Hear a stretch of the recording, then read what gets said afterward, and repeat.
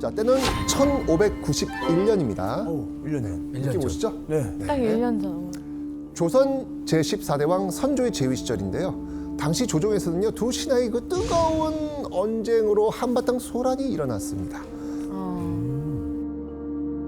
두 신하는요, 조선 통신사로 파견이 되어서 일본에 다녀온 뒤였습니다.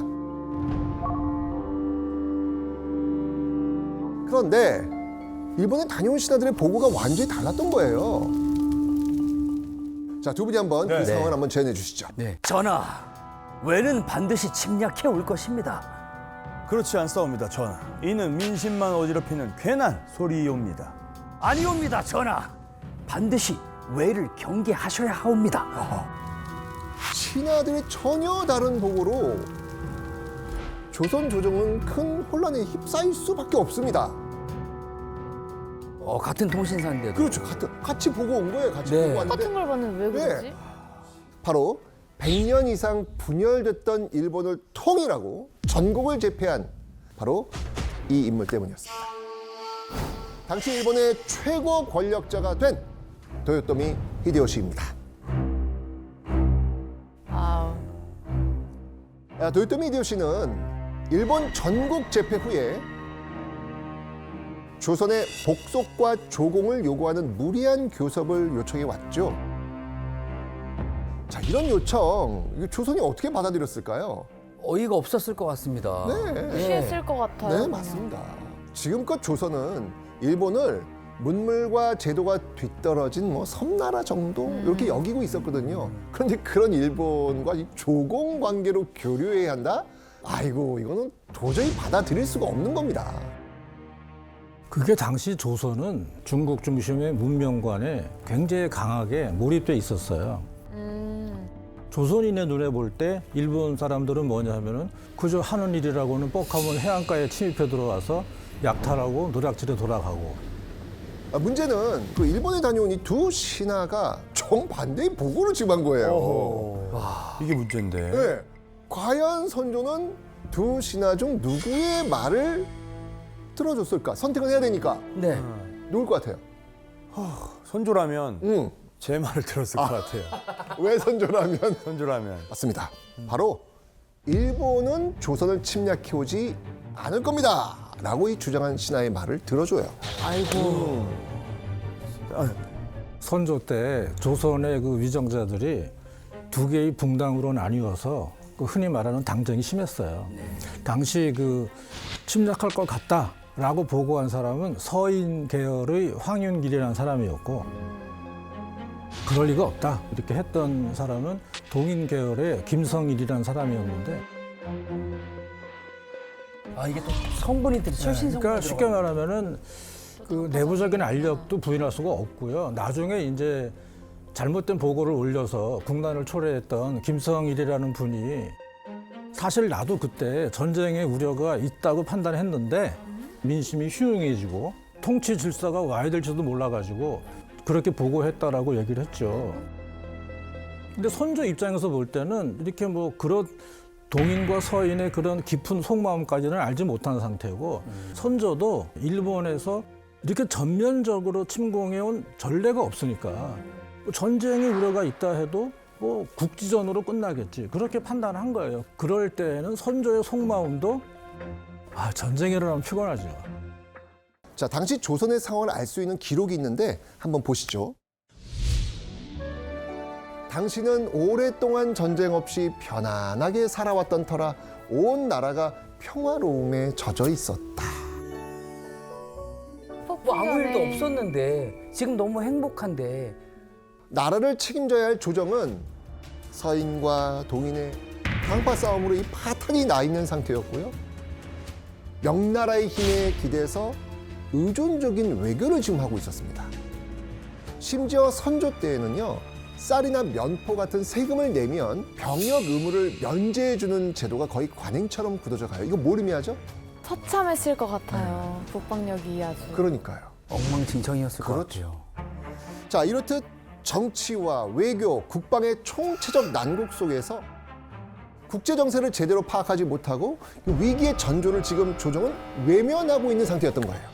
이 잘못된 판단은 조선을 점점 위태롭게 만들고 있었습니다.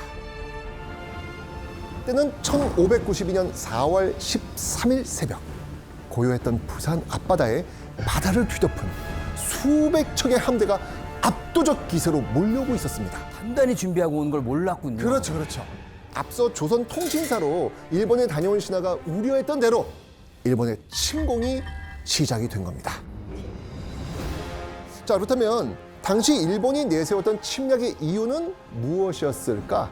그 이유가 무엇인지 한번 확인해 보시죠. 정명가도.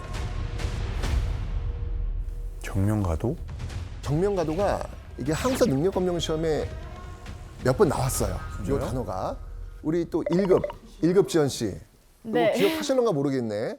아, 이것도 이제 임진왜란 하면 1+1으로 따라오는. 아, 그래요? 그 정도로 유명합니까? 아니요, 희망에만 나오나 본데. 맞아요. 그죠? 맞아요. 이거 어려운 단어라서. 이게 일본이 명나라를 자기가 치겠다. 그러니까 길을 비켜달라. 왜냐면 조선을 지나쳐야지 명나라를 갈 수 있으니까. 아니, 이런 우리가 무슨 명분이 고속도로입니까? 왜 우리를 지나갑니까? 그래서 당연히 거절했던 걸로 기억을 하는데. 우리가 무슨 다리도 아니고 말이야. 맞습니다. 자, 정명가도. 칠정의 명나라 명. 그러니까 가도는 뭐냐면 길을 빌린다는 뜻이에요. 결국 조선은 이런 일본의 요구를 거절하죠. 그런데 일본이 이걸 명분으로 삼아서 조선을 침략해 온 겁니다. 자, 그렇게 조선 건국 이래 벌어진 최대의 재앙. 200년가량 이어온 조선의 평화가 무참히 깨진 임진왜란의 서막이 열리는 순간이었습니다. 빗발치듯 쏟아지는 이 왜군의 탄원에 600여 명의 조선군 순식간에 그냥 거의 전멸했고요. 단 몇 시간 만에 부산지는 처참하게 함락됩니다. 단 몇 시간 만에. 부산지를 점령하고 파죽지세로 북상하기 시작한 일본. 당시 일본의 기세가 얼마나 대단했는지 확인해 보겠습니다.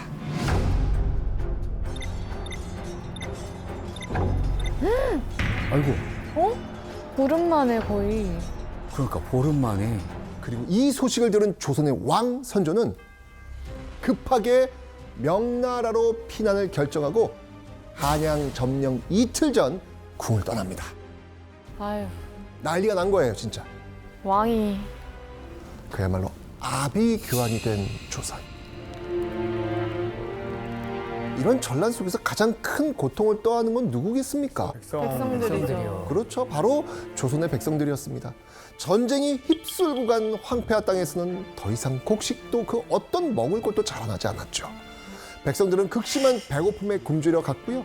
길바닥에는 굶어 죽는 사람들이 여기저기 널려 있게 됩니다. 썩어가는 시체가 하천을 막아서 그 물이 흘러가지 못할 정도였다라고 합니다. 심지어 백성들이 배고픔을 견디다 못해서 이런 끔찍한 일까지 벌어집니다. 기근이 극도에 이르러 심지어 사람의 고기를 먹으면서도 전혀 괴이하게 여기지 않았습니다. 어떤 사람들은 산 사람을 도살하여 내장과 골수까지 먹고 있다고 합니다. 저런 기록이 있었어요? 너무 끔찍해요. 그래서 당시 조선에는 살점이 없는 백골이 산처럼 쌓였다고 합니다. 희망이라고는 보이지 않던 이 어둠의 나날들이 계속되고 있을 때 드디어 한 줄기 작은 빛이 피어나기 시작합니다. 바로 거제도, 옥포 앞바다에서 그 일본을 상대로 조선이 승리를 거두게 된 겁니다. 처절하게 짓밟히던 조선이 마침내 역사적 첫 승리를 거두게 된 순간이었습니다. 자, 이 옥포해전에서의 승리를 시작으로 이제 이순신의 승정보는 계속됩니다.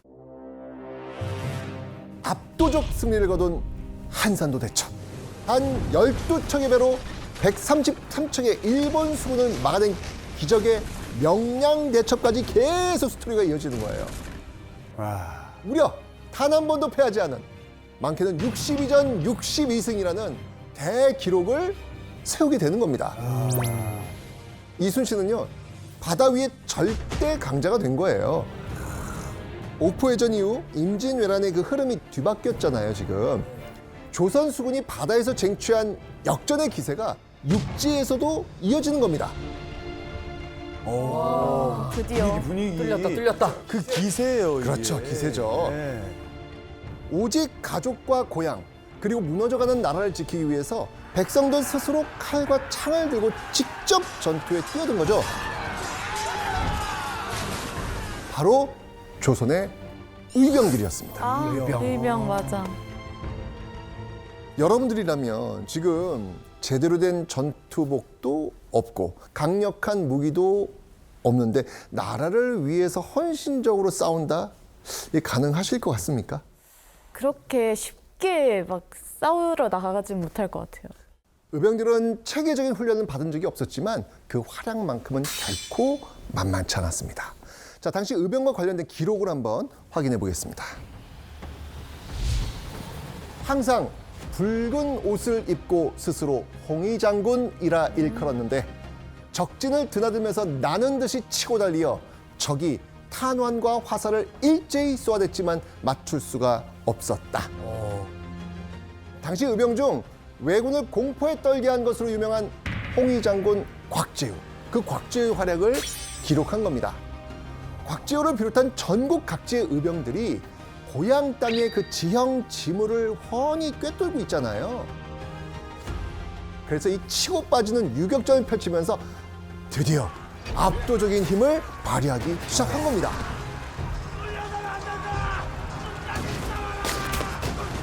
이렇게 전국 곳곳에서 최소 10만 명 이상의 의병들이 들불처럼 봉기했고요.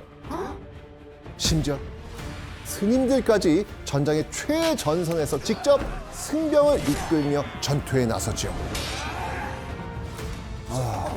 진짜. 무서운 기세로 진격해오던 일본은요, 이런 예상치 못한 거센 저항에 부딪히게 된 겁니다. 어떻게든 나라를 지켜내려 스스로 일어난 장군들과 의병들. 이런 영웅들의 활약으로 조선은 다시 일어설 수 있었죠.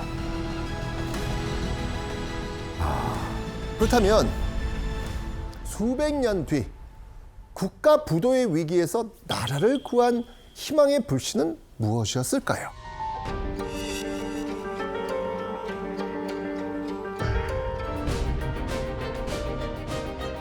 바로 국민들의 근무하기 운동이 일어난 겁니다. 근무기 운동. 아, 이건 진짜 레전드, 레전드. 정말 이 가족들의 소중한 추억이 담긴 결혼 반지부터 돌반지, 정말 그 땀과 눈물로 따는 그 운동 선수들의 금메달까지 와. 진짜 오직 나라를 살리겠다는 마음 하나로 금을 기부한 겁니다. 지금 국가 부도 위기야. 화폐가 지금 폭락하고 있단 말이에요. 네. 그때 뭐 지고 있어야 돼요? 금이에요. 오히려 살려고 하겠죠. 그렇죠. 사야 되는 거예요, 이게. 근데 이걸 내놓는다?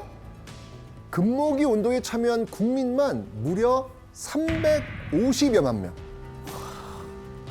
지금 이게 국가부도 위기에 왔는데, 야, 지금도 금을 내놓을 수 있을까? 오히려 지키려고 하는 사람이 많을 것 같아요. 맞아요. 이 위기 속에서도 국민 스스로 나라를 구한 놀라운 사례.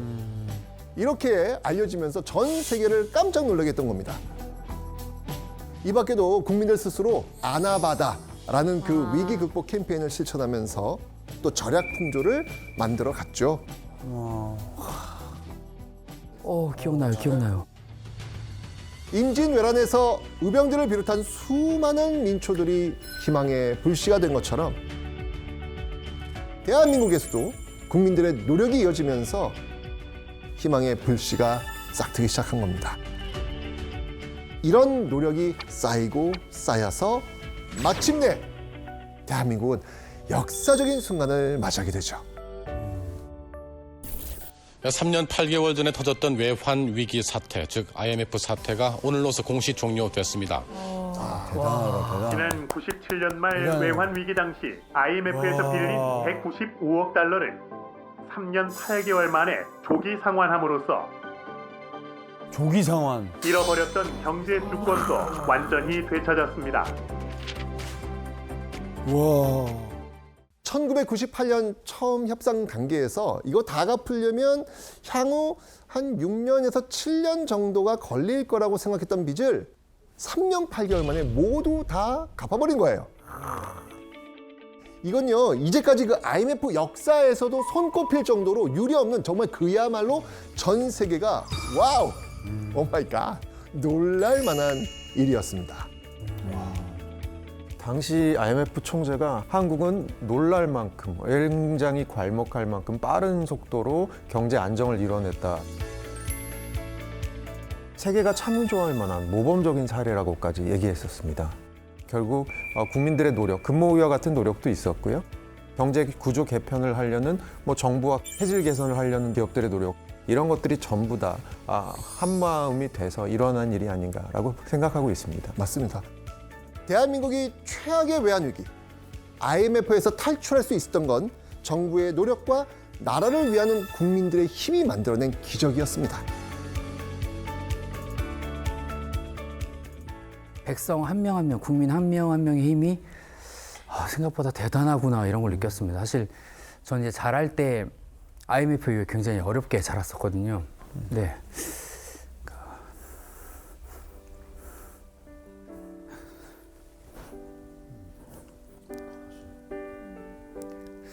제가 이제 마음 한켠에는 왜 이렇게 엄마 아버지는 이렇게 열심히 일만 하시고 나한테 관심이 없으실까 이런 투정을 굉장히 많이 부렸던 기억이 나거든요. 네.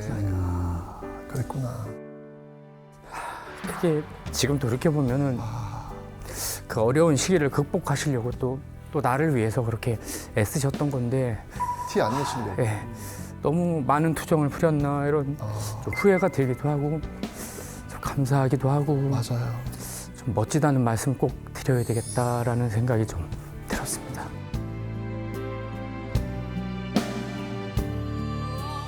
자, 위기의 전조를 외면하면서 한반도는 국난의 소용돌이에 휘말렸고 그 결과 국민들에게 뼈아픈 고통을 남겼습니다. 하지만 절망 속에서도 민중들은 희망의 불씨를 피워냈고 그 덕분에 우리는 다시 일어설 수 있었습니다. 이 둘 다 가장 큰 피해를 본 사람들이 백성들과 국민들인데 그들의 힘으로 위기를 극복했다는 게 가장 큰 의의라고 생각을 들어요. 정말 우리가 다 힘을 합쳐서 이겨낸 거잖아요. 그래서 한국인이 너무 자랑스럽고 이런 얘기 들을 때마다 대단한 민족이다, 자부심이 생깁니다. 맞습니다. 네. 오늘 400여 년이라는 시대를 뛰어넘어 나라를 위기로 몰고 간 역사적 두 사건을 통해서 시대의 흐름을 읽고 위기를 극복하는 힘이 얼마나 중요한지 되짚어 볼 수 있는 시간이었길 바랍니다.